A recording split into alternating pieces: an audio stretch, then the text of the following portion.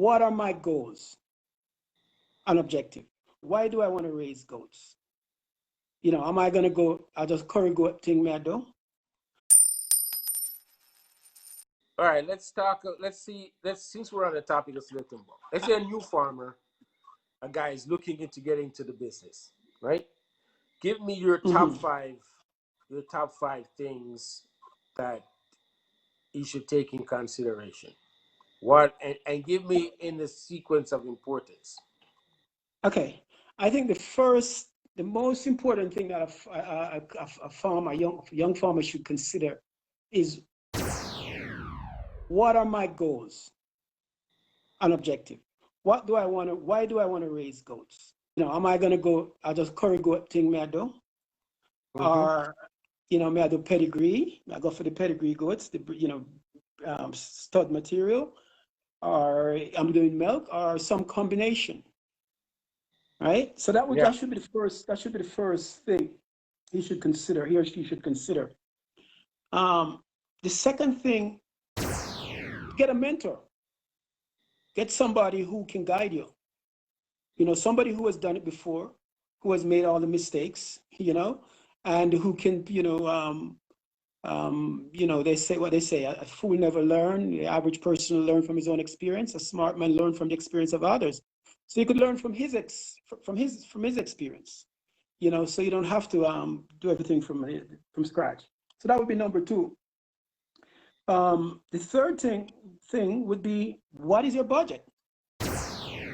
Yeah, if you have current budget, you can't be thinking about full blood boar. You dig? Mm-hmm. If you're a local budget, you can't be thinking about full blood boar. So that is going to decide.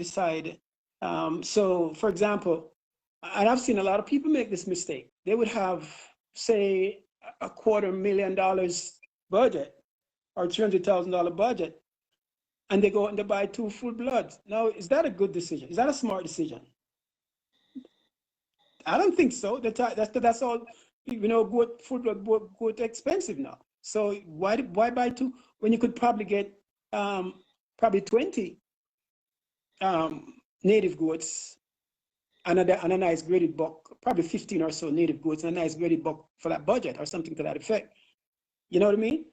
What if you buy a pair and a nice full blood and one of them not make it?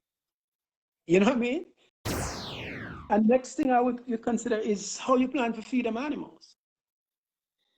You know what I mean? Do you have, is it, so you don't get the animals and then think about how you're going to feed them. You think about how you're going to feed them first. Once the farmer get him herd and him settle down and buy him thing, how we ensure that him have success, right?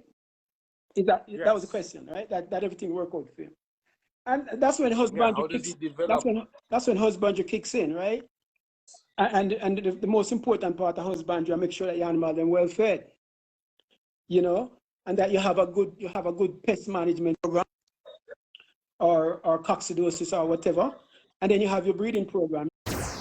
So let's assume we breed live to a buck, and then you have to manage your females through pregnancy, and then come kidding time. That's when your work really starts, because the kids, if it's in most cases the kids is going to be the business, right?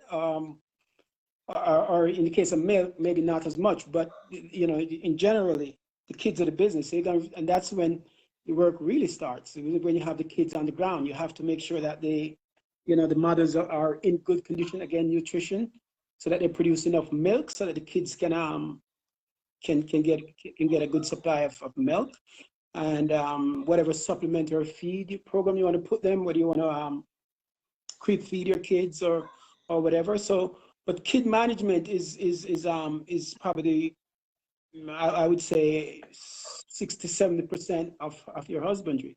You better make sure those kids survive.